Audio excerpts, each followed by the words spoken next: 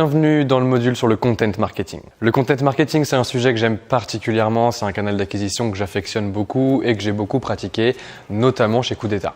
Alors le contenu, c'est Internet. Internet, ça a amené le fait que tout le monde pouvait créer son propre contenu, que tout le monde pouvait devenir un média avec très peu de moyens. Plus le temps passe, plus les moyens nécessaires à faire du contenu sont faibles et du coup, tout le monde peut vraiment créer quelque chose de nouveau, de singulier et d'exceptionnel. En tant que canal d'acquisition, c'est un canal qui est très puissant et qui est inbound par essence. Le principe de la stratégie de contenu, c'est de vous placer comme un expert de votre secteur. C'est d'arriver à créer des articles, des vidéos, peu importe le format du contenu que vous créez, peu importe les canaux de distribution où vous allez distribuer ce contenu.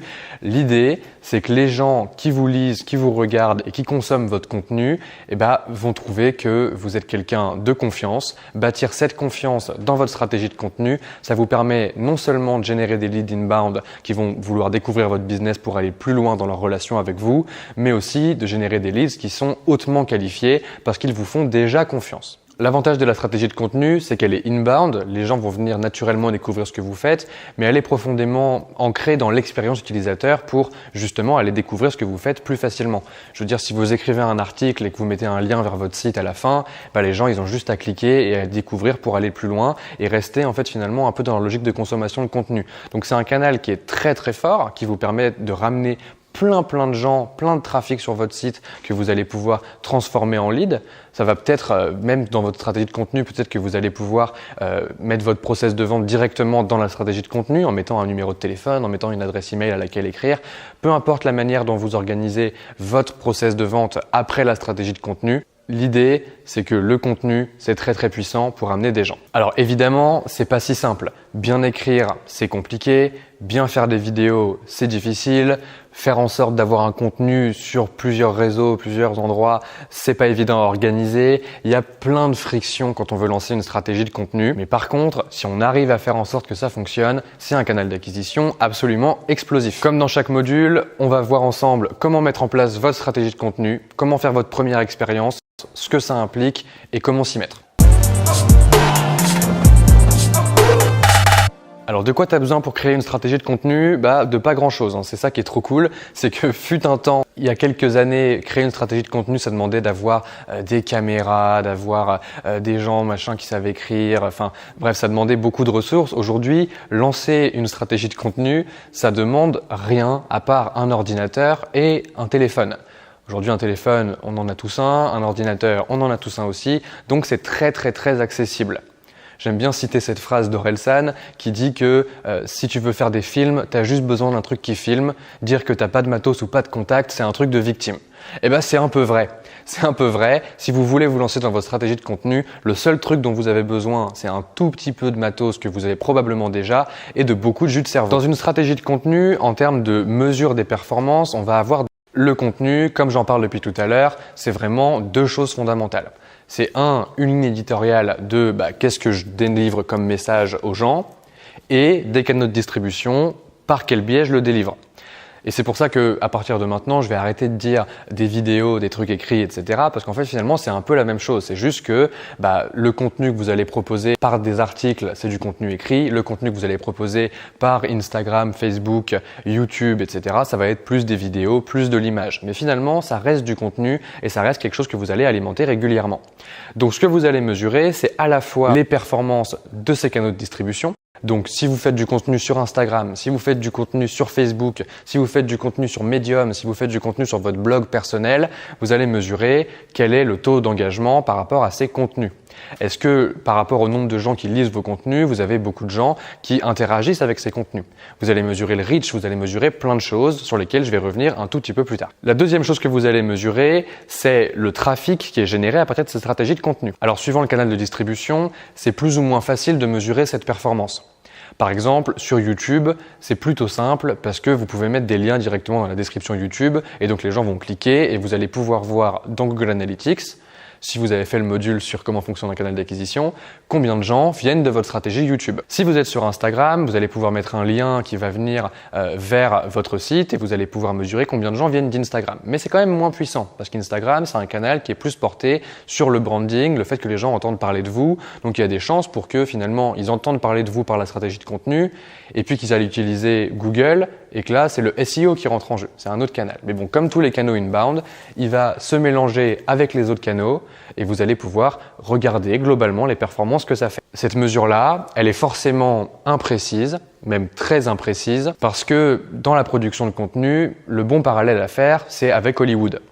Il y a cette anecdote qu'on aime bien raconter chez Coup d'État, qui est l'anecdote d'un très grand producteur hollywoodien qui se retrouve à un dîner avec Mark Zuckerberg. C'était en 2008, un truc comme ça faisait 4 ans que Facebook existait et du coup ça commençait à prendre de l'ampleur, mais c'était pas encore ce qu'on sait de Facebook aujourd'hui. Et puis le producteur hollywoodien vient voir Mark Zuckerberg et il lui dit toi t'es vraiment un salopard parce que depuis que t'as Facebook, les gens ils savent si le film il est bien avant de venir dans les salles et donc je sais plus comment faire la promo de mes films. Ce à quoi Mark Zuckerberg lui répond gros t'as qu'à faire des meilleurs films. Ce à quoi le producteur répond à son tour: mais est-ce que tu sais, toi, ce que ça veut dire de faire un bon film? Parce que moi, non. Et en fait, c'est ça le truc. C'est quand vous faites de la production de contenu, que ce soit des grands films hollywoodiens, blockbusters qui coûtent plusieurs centaines de millions d'euros, ou que vous fassiez des petites vidéos sur Instagram, vous pouvez pas savoir à l'avance si le contenu que vous produisez va plaire aux gens ou pas. C'est ce qui se passe chez nous, chez Coup d'État aussi. Chez Coup d'État, on investit beaucoup de moyens dans la production de contenu. Je suis en train de tourner la formation Trouver des clients. J'ai peu de moyens pour savoir si ça va vous plaire ou pas à la sortie. Alors effectivement, j'ai quand même beaucoup plus de capacité d'itération sur mes vidéos chez Coup d'État avec la formation Trouver des clients parce que c'est quelque chose sur lequel j'ai la main qu'avec un blockbuster américain qui sort dans les salles de cinéma. Mais quand même, le but dans le contenu, c'est d'arriver à créer des choses qui vous plaisent à vous, qui vous pensez vont plaire à votre audience et qui vont frapper fort, et puis d'observer la performance de cette campagne-là par rapport à votre trafic au global, à votre génération de leads au global et in fine à vos ventes. Alors comment on fait ? La première étape pour lancer ta stratégie de contenu, c'est de définir un canal de distribution. Le choix du canal de distribution, il se fait évidemment à partir de ta cible. Une fois que tu as parlé aux gens et que tu sais où est-ce qu'ils consomment du contenu régulièrement, c'est beaucoup plus simple de choisir où est-ce que tu vas te placer. Je vais reprendre l'exemple de Coup d'État parce que c'est un exemple que je connais bien. On sait que la majorité des gens qui viennent sur notre site et qui découvrent notre contenu passent du temps sur YouTube.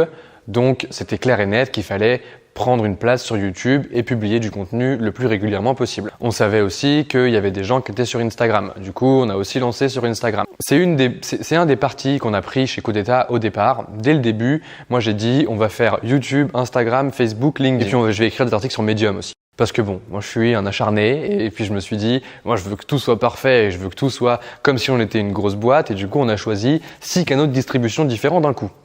C'est pas la meilleure stratégie pour être tout à fait honnête. La meilleure stratégie, c'est de choisir un canal de distribution et de le faire exploser. Et peut-être que plus tard, quand ton canal de distribution il fonctionne très très bien, tu vas en lancer un autre, tu vas te servir du jus du premier pour alimenter le second, et puis hop, tu vas avoir une synergie qui est intéressante. Donc mon conseil serait de choisir un canal de distribution en fonction de ce que les gens qui sont dans ta cible t'ont dit, de leur journée type. Par exemple, si vos clients que vous avez ciblés, le premier truc qu'ils font quand ils se réveillent le matin, c'est ouvrir Instagram et scroller Instagram, peut-être que c'est pertinent de vous mettre sur Insta.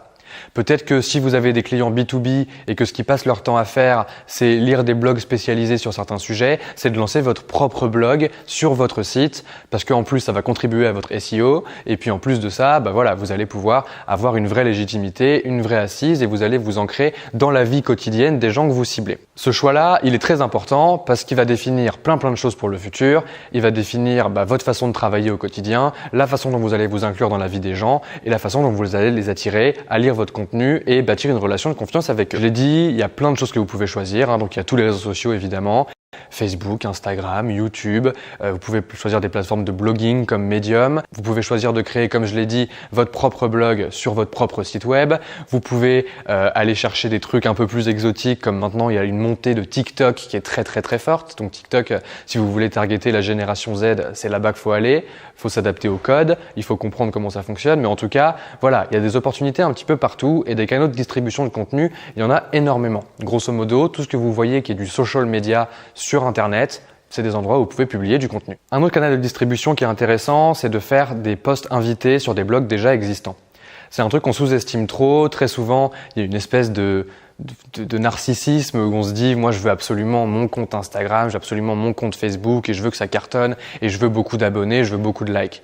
Mais en fait, il y a aussi des endroits qui existent déjà, qui ont déjà une notoriété où vous pouvez produire du contenu et diffuser ce contenu. Un bon exemple de ça, c'est Buffer. Buffer, c'est un outil qui vous permet d'automatiser la gestion de vos réseaux sociaux très simplement. On en parle dans le module sur Social Ads. Buffer, eux, ils ont réussi à choper 100 000 utilisateurs avec une stratégie de guest blog post. Ça veut dire qu'ils allaient sur des blogs qu'ils aimaient bien, qui étaient dans leur niche. Leur niche, c'était les marketeurs sur Facebook. Et du coup, ils allaient sur tous les blogs qui étaient les plus lus par les marketeurs sur Facebook et sur les réseaux sociaux en général, et ils contactaient les auteurs, les gérants de la publication, et ils disaient « Salut, moi je peux t'écrire des articles gratuitement à publier sur ton blog ». Si vous commencez à faire du contenu et que vous en faites régulièrement, vous allez comprendre à quel point quelqu'un qui vient et qui vous propose du contenu de qualité gratuitement pour votre ligne éditoriale, c'est un cadeau. C'est un vrai cadeau. Donc, faut pas hésiter. Faut aller sur des endroits où les gens publient régulièrement et leur dire, moi, j'aimerais bien être invité chez toi et écrire en tant qu'invité ou publier en tant qu'invité. Il y a des partenariats à faire. Bref, il y a énormément de choses dans une stratégie de contenu. Il faut pas se limiter uniquement aux social media.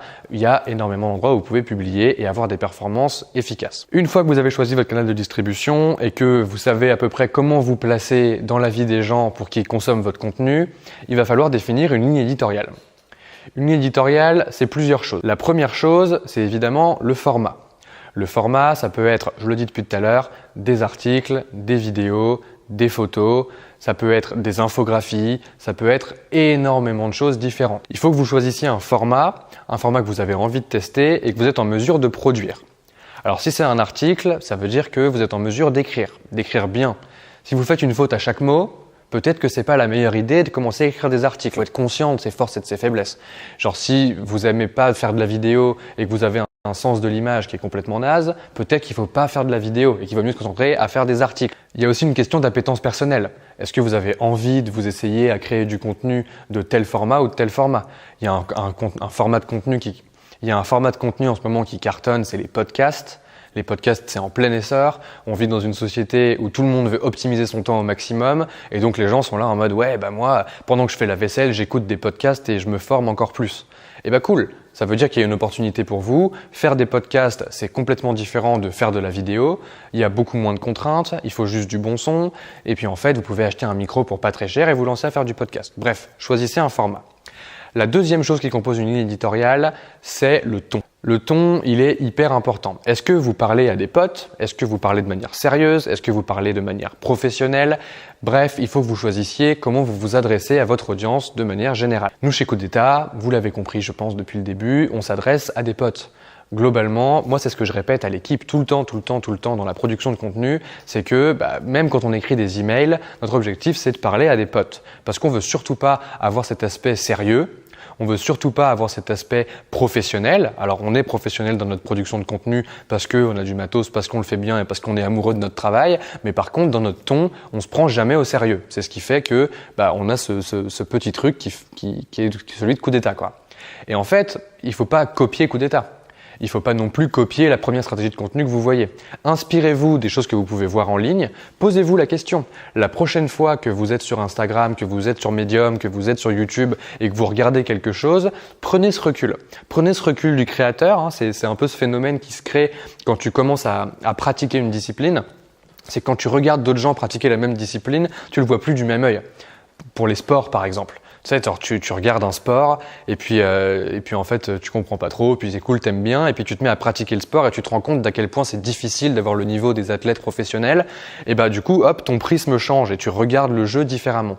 Et là, faites cet exercice-là. Regardez les stratégies de contenu d'autres gens et posez-vous la question de mais qu'est-ce que j'aime bien? Quel ton me plaise? Qu'est-ce que j'ai envie d'apporter à mon audience? Qu'est-ce que j'ai envie d'apporter aux gens qui consomment mes contenus? Une fois que vous avez un ou des formats, que vous avez un ton pour votre ligne éditoriale, il y a une dernière chose qui sont les thématiques. Quelles grandes thématiques vous voulez aborder? Qu'est-ce que vous voulez apporter comme valeur aux gens?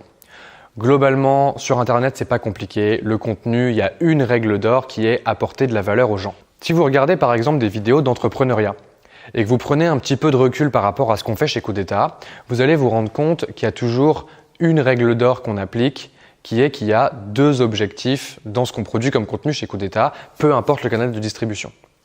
Soit l'objectif, c'est d'apporter de la valeur aux gens, et cette valeur, elle se traduit toujours par « j'ai vraiment envie de retourner monter mon business », soit on fait de l'ego trip. Si vous regardez des contenus entrepreneuriaux, comme Coup d'État par exemple, et que vous prenez un peu ce recul du créateur sur ce qu'on fait, vous allez vite vous rendre compte qu'on a deux objectifs.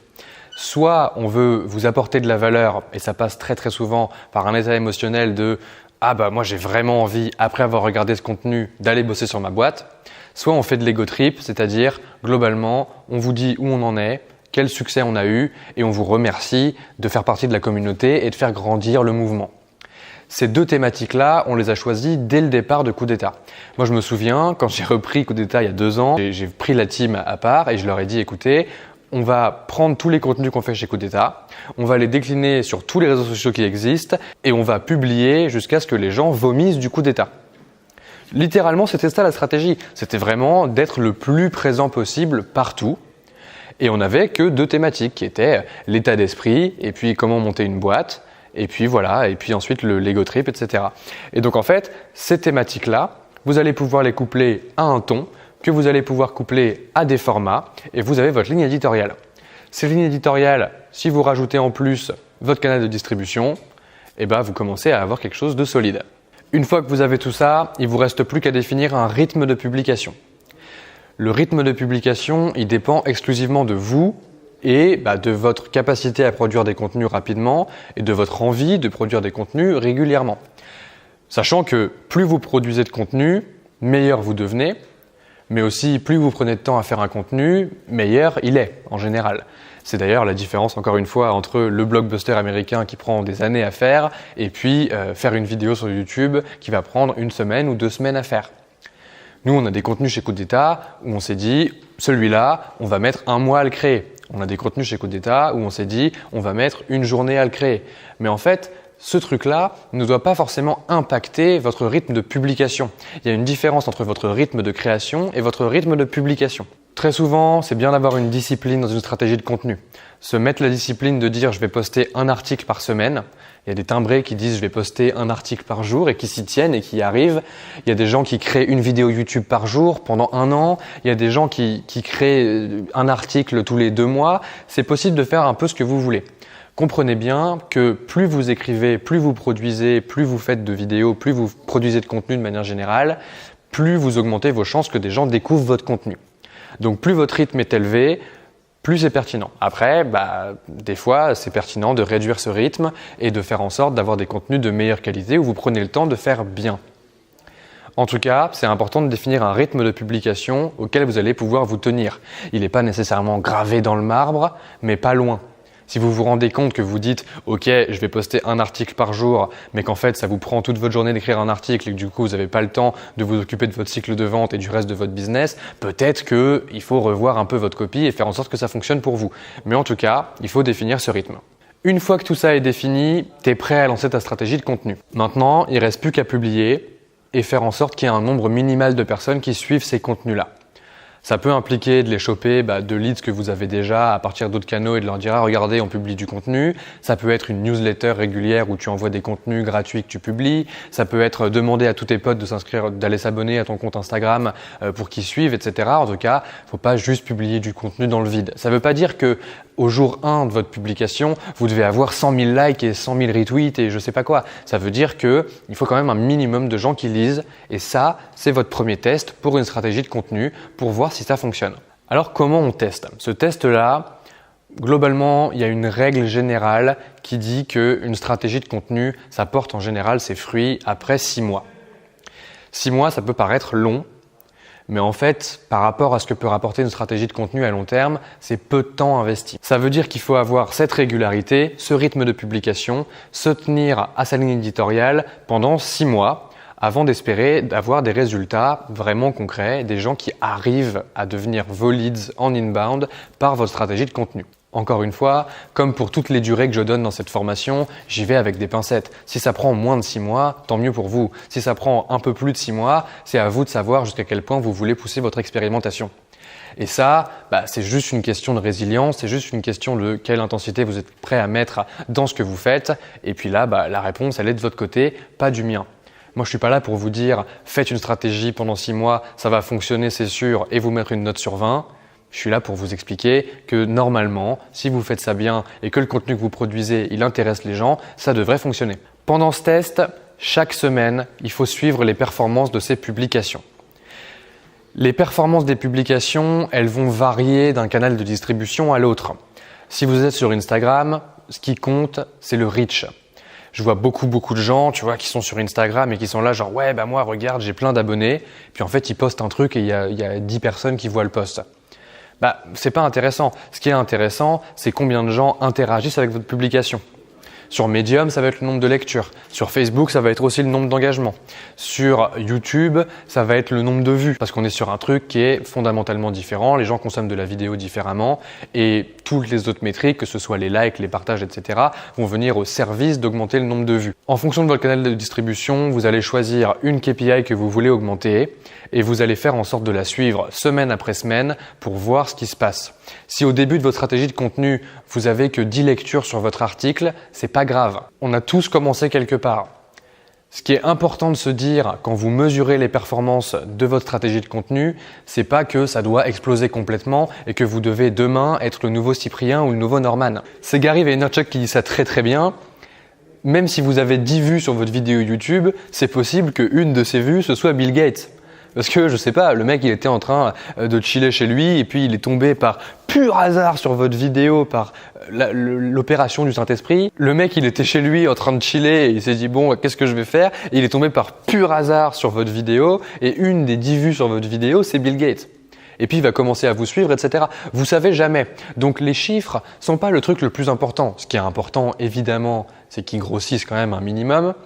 Mais il n'y a pas une recherche de performance forte. La recherche de performance, elle va être dans votre performance personnelle. Est-ce que vous êtes capable de vous tenir à votre rythme de publication et de faire en sorte d'amasser une audience qui est de plus en plus grosse, même si au début, ça paraît dérisoire. Pendant toute cette phase, il faut aussi écouter son audience. Parler aux gens, c'est très efficace. Genre, il faut, si tu es sur Instagram, bah, tu vas faire des stories, tu vas faire des vidéos, tu vas répondre aux commentaires et puis tu vas recevoir des messages de gens. Il faut leur parler, il faut leur demander ce qu'ils ont envie de voir comme contenu par la suite. Il faut leur demander ce qu'ils ont pensé des contenus précédents. Il faut pas hésiter parce que ce canal-là, il peut être vu totalement comme un produit. Il peut être vu comme quelque chose que vous produisez gratuitement pour les gens et puis en fait, bah, les gens, il faut qu'ils apprécient ce que vous faites. Et s'ils n'apprécient pas ce que vous faites, peut-être que vous pouvez prendre des feedbacks pour faire quelque chose de mieux. Ça m'amène à mon prochain point qui est que pendant toute cette phase de test, parce que c'est long, 6 mois à se tenir à publier du contenu régulièrement, bah, il faut que vous deveniez meilleur. Et pour ça, bah, il faut écouter les feedbacks des gens. Écouter les feedbacks des gens sur un contenu qui est sorti, c'est très pertinent. Alors, il ne faut pas tomber dans le travers d'écouter le feedback de tout le monde qui est tout et n'importe quoi. Il faut savoir faire le tri. Mais parler aux gens régulièrement, écouter d'instinct ce qu'ils pensent de vos contenus, que ce soit bien ou que ce soit mal, ça vous permet de l'améliorer. Les mauvais feedbacks, c'est pas forcément une mauvaise chose. Les bons feedbacks, c'est pas forcément une bonne chose. Ce qui compte, c'est qu'est-ce qui résonne chez vous, qu'est-ce qui vous donne des nouvelles idées, qu'est-ce qui vous donne envie d'aller plus loin et qu'est-ce qui vous donne envie de produire du contenu qui est de toujours meilleure qualité. Parce que c'est aussi ça qui fait qu'une stratégie de contenu, ça prend si longtemps à être mis en place, c'est qu'il y a de fortes chances pour qu'au début de votre stratégie, ce que vous faites, ce soit pas malade.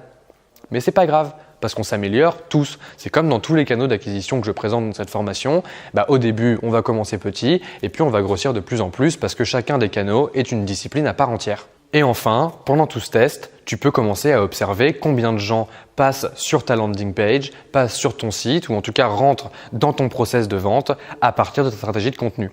Alors, encore une fois, c'est un canal qui est imprévisible. Je vous renvoie à la métaphore du film hollywoodien. Vous savez jamais si votre contenu va ramener plein de gens ou s'il va ramener que quelques personnes. Par contre, vous pouvez être là au rendez-vous tout le temps et vous assurer de publier et de voir ce qui se passe derrière. Est-ce qu'il y a des gens qui entendent parler de votre marque? Est-ce que quand vous commencez à parler à vos clients dans votre process de vente, ils vous disent qu'ils vous ont découvert sur tel ou tel réseau? Vous allez pouvoir mesurer à l'instinct. C'est tout le principe d'un canal inbound, c'est que c'est pas évident à mesurer. Alors maintenant, j'ai fait le tour de tout ce qu'il faut savoir pour lancer une stratégie de contenu, lancer votre première expérience. Je vais insister sur le point essentiel de cette vidéo qui est qu'une stratégie de contenu, ça prend du temps, ça demande de la régularité, ça demande de la discipline. Dans ce module, vous avez accès à plein de vidéos. On vous a fait une vidéo pour chaque canal de distribution principal, donc comment faire sa première publication Instagram, comment lancer sur Facebook, comment lancer sur YouTube, comment se lancer sur Medium. Bref, il y a plein de petits trucs que vous pouvez commencer à voir. Mais bon, normalement, si vous êtes ici, c'est que vous avez un minimum de culture tech et que vous avez un minimum de curiosité, et faire des publications Instagram, ça ne devrait pas vous poser de problème. Ce qui est important, après avoir vu les vidéos de ce module et vous êtes posé la question de comment je fais pour me lancer, c'est de mettre en place votre stratégie, de vous lancer et de vous inspirer de tout ce que vous pouvez voir partout. On va vous donner évidemment des use cases, on va vous donner plein de choses au fur et à mesure du temps, au fur et à mesure qu'on améliore cette formation.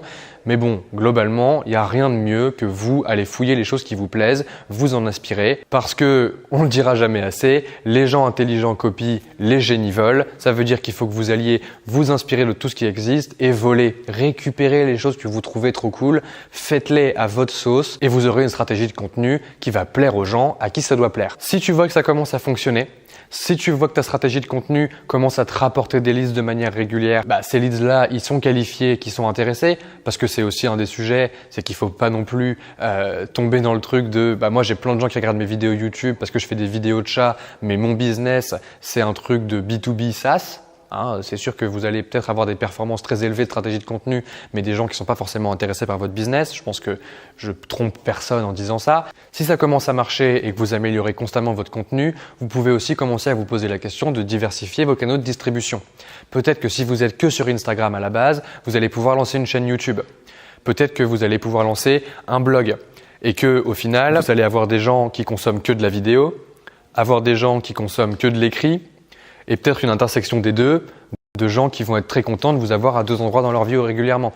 Ce qui est important, c'est de prendre conscience que plus vous êtes à des endroits différents dans la vie des gens, plus ils entendent parler de vous, plus vous avez des chances qui rentrent dans votre sales machine, qui rentrent dans votre process de vente et que vous puissiez les closer en tant que client. Je pense que vous avez pigé qu'une stratégie de contenu, c'est quelque chose qui peut être parfaitement explosif sur le long terme, mais que ça demande de s'y tenir, de ne pas abandonner au bout de la 10e publication en se disant que ça ne marchera jamais. C'est se poser la question constamment de comment faire mieux que la publication précédente. C'est un processus qui est itératif, comme la création d'un produit, à l'exception qu'un produit, quand vous l'améliorez, il est là pour toujours. Un contenu, une fois que vous l'avez publié, qu'il a été consommé, il devient très vite obsolète. Donc il faut tout le temps un rythme. Si vous vous arrêtez, votre stratégie de contenu, elle s'arrête avec. Et il faudra la relancer et il faudra remettre de l'énergie pour arriver à la relancer auprès de votre audience. C'est un canal qui demande beaucoup de travail, qui mérite d'être pérennisé à long terme, mais ce, dès le départ, et c'est la différence avec beaucoup d'autres canaux. Par contre, si vous le faites bien, ça peut faire cartonner votre boîte.